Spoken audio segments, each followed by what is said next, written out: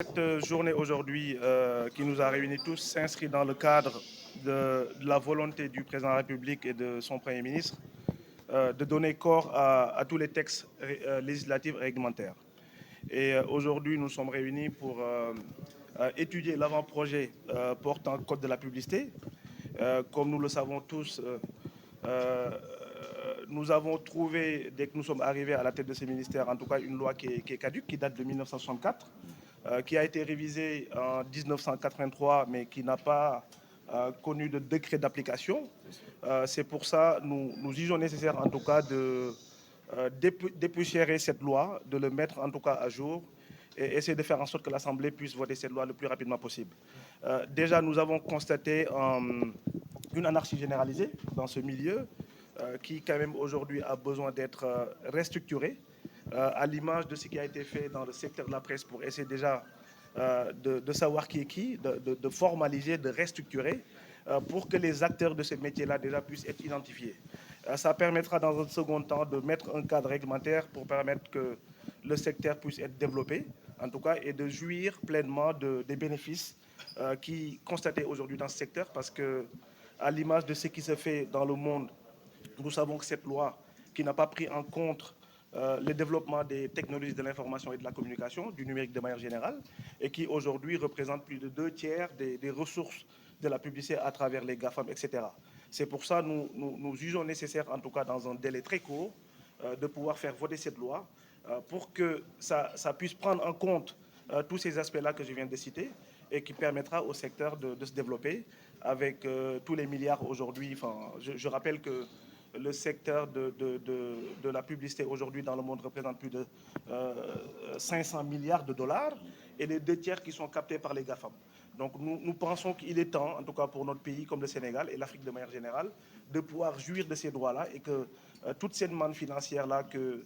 ce secteur-là, en tout cas, compose, puisse ruisseler dans les créateurs de contenu et les gens qui, aujourd'hui, qui évoluent dans ce métier. D'accord. Quelle innovation majeure ce projet de loi propose-t-il pour s'adapter à ce secteur? Tout au secteur du numérique. Déjà, la loi 1964 pardon, ne prend pas en compte le secteur du numérique. Et aujourd'hui, on sait que les régies publicitaires, dans 90%, se fait à travers les plateformes e-commerce. Donc, si la loi ne prend pas en compte, déjà l'innovation majeure, c'est déjà l'implication du secteur du numérique de manière générale qui va permettre demain à ce que ce qui se fait dans tous les pays développés, de pouvoir,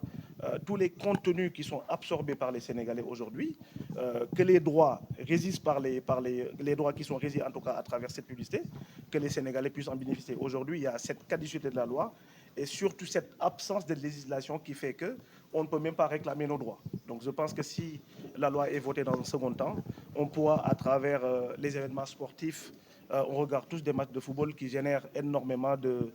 revenus en termes de publicité et aujourd'hui qui ne sont pas reversés aux États africains parce qu'il y a l'absence de cette législation. Et je pense que ça permettra déjà non seulement d'être formel, en tout cas que les acteurs du secteur puissent être identifiés et que derrière, encore une fois, comme je l'ai dit, toutes les retombées issues de ce secteur puissent bénéficier des gens qui créent. Aujourd'hui, cette loi, elle est obsolète. Maintenant, il appartient aux acteurs du secteur et des agents du ministère de manière générale de réfléchir ensemble.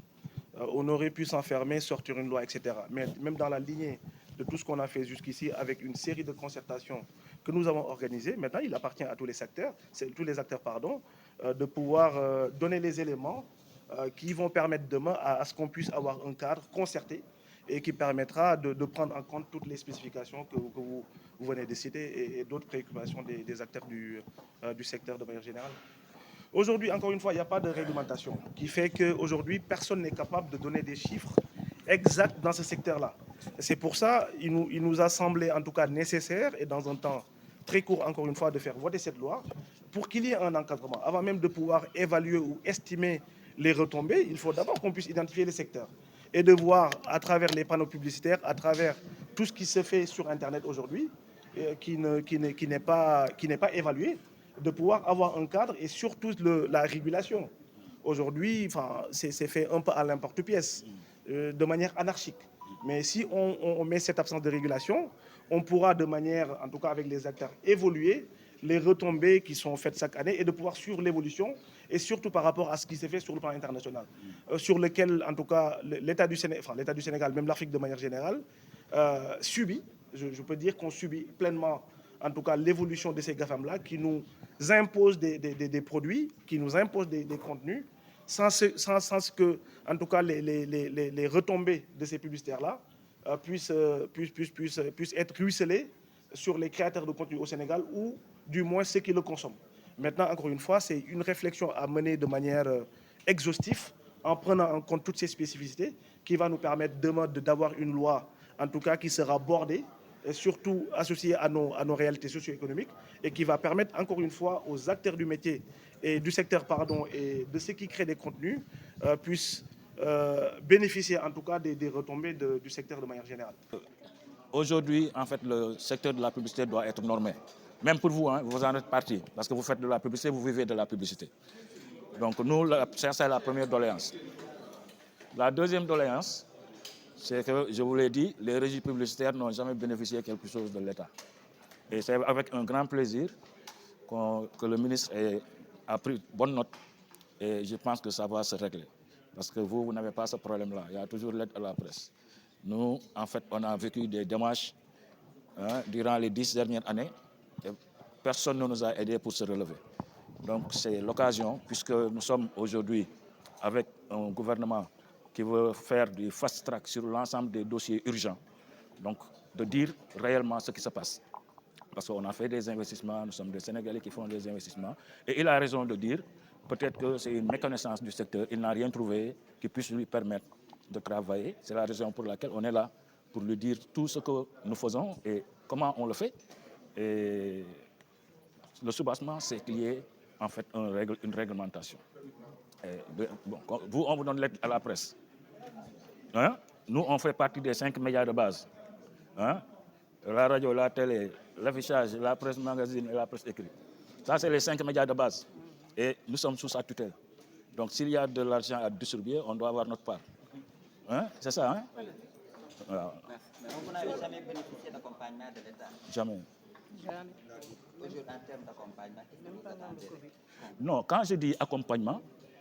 aujourd'hui, par exemple, nous utilisons de grosses machines. Par exemple, je vous donne un cas basique. Aujourd'hui, si l'État, nous, on paye le loyer pour pouvoir installer nos machines. Si l'État nous dit, la régie X, vous qui avez 10 machines, on vous donne un terrain à Diamniadio. C'est une propriété de l'État. Donc ça, c'est de l'accompagnement. L'accompagnement ne veut pas dire toujours argent, mais essayer d'amoindrir les charges de l'entreprise. Hein? Donc en termes d'électricité, on paye beaucoup de gens, on utilise beaucoup de gens, ainsi de suite. On a besoin d'espace, ainsi de suite, ainsi de suite. Mais je pense que si, en fait, ils peuvent se limiter aussi à l'aide de la presse comme tout le monde, il n'y a pas de problème. Mais, en fait, je voulais le souligner parce que je sais qu'il n'était pas au courant, comme quoi que le secteur de l'affichage a toujours été laissé à elle-même. Lu ñu fi ñëwaloon tey mooy une journée de réflexion bi nga xam ne mooy loi sur la publicité. Loi publicité nag bi nga xam ne ñun dañ ko fekk ci ministère bi bu ñu ñëwee loi bi nga xam ne mi ngi daté de 1964 te ñëpp xam ne loi boo xam ne 1964 lañ ko voté woon loi boobu noonu jëlul en compte li nga xam ne mooy xarale yu bees yi et ñëpp xam nañ ne ci àdduna bu ñuy wax publicité xarale yu bees yi ñoo tax ñuy wax parce que maa ngi koy wax sànq ne li nga xam ne moom la ñuy tuddee les GAFAM muy lu mel ne entreprise bu toll ne Facebook Meta wala Microsoft wala Apple Google et cetera ñoom tey li nga xam ne mooy représenté marché publicité muy suñ ko xayma mi ngi toll ci 500 milliards de dollars et 500 milliards de dollars yooyu noonu daanaka 2/3 yi boo ci jëlee ñett yi ñaari ñoom ñoo koy jël. donc moo tax ñu xalaat ne jot na ci Sénégal que loi bi nga xam ne intégré wul spécificité yooyu noonu ñu mën ko beesalaat ñu mën a beesalaat loi bi. Loi bi mën a jël en tout cas li nga xam ne mooy les outils informatiques qui vont permettre demain contenu yi nga xam ne moom la ñuy imposer d'abord sur le plan national même ñu mën a encadrer secteur bi comme que ni ñu ko defee ci secteur de la presse pour indi cette plateforme qui nous a permis en part de régulariser loolu aussi lañ bëgg a def ci la publicité bi parce que gis nañu anarchie aussi bu am ci Sénégal mooy fu nekk waaye dafay ñëw mu teg fa panneau def publicité et cetera encadré wuñ ko parce que loi bi dafa caduc loi bi dafa bari ay mbir yoo xam ne jëlu ko en compte loolu moo tax ñu jàpp ne sur le plan national il faut que ñu mettre en plateforme boo xam ne dinañu xam secteur bi ñu mën leen identifier suñu jugee ci loolu ñu mettre en place loo xam ne dafay permettre secteur bi pour mu développer wu pour mu développer mooy leen bu ñu leen identifier ba pare ñu essayer de faire en sorte bu ñu intégrer les outils numériques ça va permettre demain à ce que ñi nga xam ne dañuy ñëw di ñu jox ay contenu comme nu ma ko waxee sànq ci tubaab ñun ñëpp dañuy seetaan match de football dañuy gis ne am na ay médias yoo xam ne ñi ngi nekk ci médias occidentaux yoo xam ne à chaque fois match de football yooyu noonu dina générer lu bari ci wàllu publicité muy match de basket muy événement boo xam ne sportif sur le plan international et gis nañu retombées yooyu noonu du ñëw Sénégal et loolu je pense que suñu encadré loi bi ça va permettre demain à ce que retombées yooyu noonu ci wàllu xaalis mu ñëw ci acteurs yi nga xam ne ñoom ñooy investir ñoom ñooy employé ñoom ñooy am des retombées mu am beneen spécificité boo xam ne aussi par rapport à la réglementation de manière générale parce que gis nañ suñu télé yi suñu rajo yi aussi que y a un peu d'anarchie parce que dañuy day ñëw encadré ñu publicité bi ñuy publicité lu ne parfois ñu gis sax koo xam ne dafay jël benn bouteille boo xam ne nee na bouteille bi dafay faj cancer bouteille bi dafay faj boobu metti enfin le même médicament et cetera dina faj toutes les maladies possibles et imaginables et loolu jàpp nañ ne pour un pays qui se respecte loolu il faut ñu dakkal ko pour ñu dakkal ko nag il faut que encore une fois que ñu mën a protéger li nga xam ne ñu mën a encadrer secteur bi et permettre à ce que qu'il y ait en tout cas une autorité de régulation bi nga xam ne moom mooy taxaw nu amee CNRA ci wàllu média bi ñu am CORED am ARTP et cetera de la même manière ñu am aussi une autorité de régulation dans le secteur de la publicité pour que mun am encadrement boobu sur le plan national et que sur le plan international en tout cas sur les retombées ñi nga xam nañ ne xaalis bu bari lay générer mu mën a profiter Sénégalais yi nga xam ne non seulement dañuy créer contenu et que ibbi nañu entreprises yoo xam ne yuy évoluer dans le secteur de la publicité loolu moo tax tey ñu ñëw fii encore une fois di woo acteurs yi nga xam ne yëpp ils sont dans le domaine parce que par rapport à question bi nga xam ne posé woon nañu ko ci français nekkul loo xam ne lu fermé c'est-à-dire que bépp xalaat boo xam ne jàpp nañ ne war na mën a nekk ci loi bi lii moo tax ñu am journée de réflexion bi qui est une première dina am beneen journée peut-être amaat yeneen ñaari journée mais mébét bu ñu am mooy en tout cas sur premier trimestre 2025 loi bi ñu mën ko yóbbu assemblée nationale ñu mën ko voter à ce que encore une fois mu mën a profiter ñi nga xam ne ñooy nekk ci secteur bi ak réglementation bu ñu bëgg suñu dëkk bu ñu bëgg suñu contenu yi ñu bëgg suñu télé yi suñu rajo yi contenu yi nga xam ne GAFAM yi encore une fois ñu koy imposer contenu yi nga xam ne ay ndaw aussi ñu ngi koy joxe di ko teg dans les plateformes digitaux les réseaux sociaux de manière générale ñu mën a am aussi retombées yi nga xam ne moom la GAFAM yooyu di utiliser pour mën a am parce que loolu mooy seen modèle économique loolu moo tax tey ñu nekk entreprise yoo xam ne ils génèrent des milliards de dollars par an sauf que ñun ñi nga xam ne ñoo doon jox contenu ñun duñu bénéficier wu ci affaire boobu noonu parce que on n'a pas de réglementation tey benn tiktoker wala benn facebooker wala c'est pas quelqu'un qui koo xam ne dafa nekk ci réseaux sociaux yi bu nekk France wala dans les pays développés am na ñoo xam ne ils en ont fait un métier ils vivent de ça ñooñu dañ leen fay xaas bu bari boo ñëwee Afrique nag wala dëkk bu mel ne Sénégal c'est t'as beau créer contenu am des millions de followers et cetera doo si bénéficier wu tant que créer un compte à l'étranger et loolu aussi il faut que ñu mette un stop on va mettre encore une fois cette loi lu ñu koy mën a may rek moo ñu mettre loi bi de la même manière que ça se fait en France aux États-Unis et cetera que le Sénégal puisse avoir ces mêmes lois qui vont permettre demain à ce que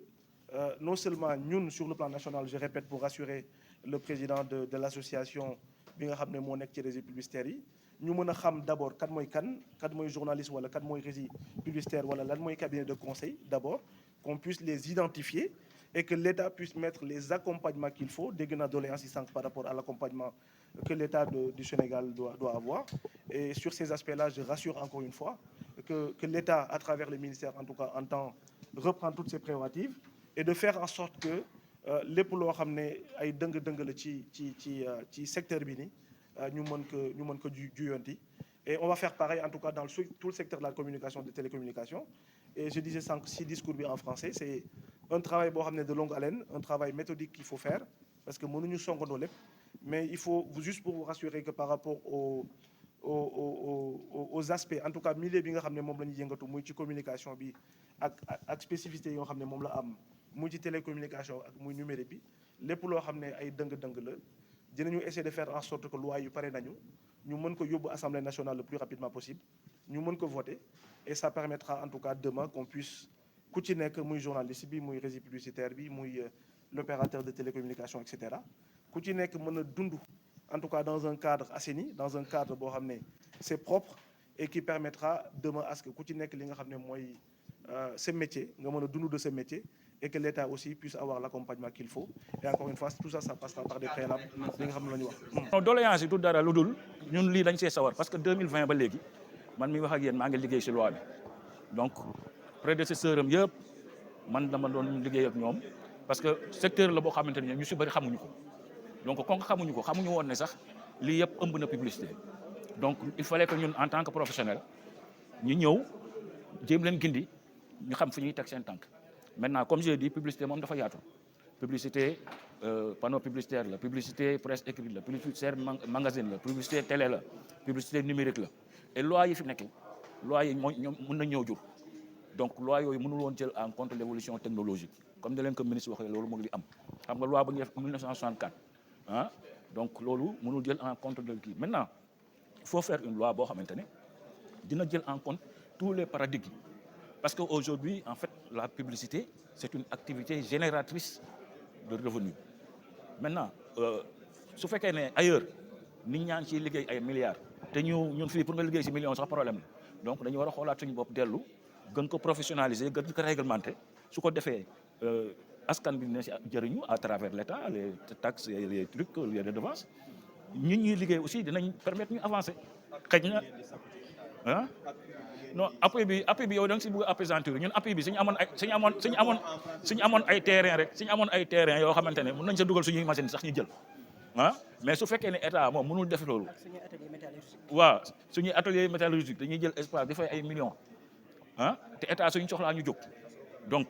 léegi ñun comme que yéen ñi nga xam ay micro yu oyof ngeen yoroon ñun ñu yor ay machines yu 10 ah maintenant suñu leen di jox xaalis nañ ñu joxale parce que loolu la ñu wax.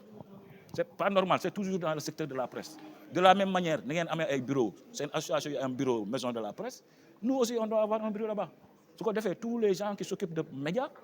ils sont dans un même lieu. Hein?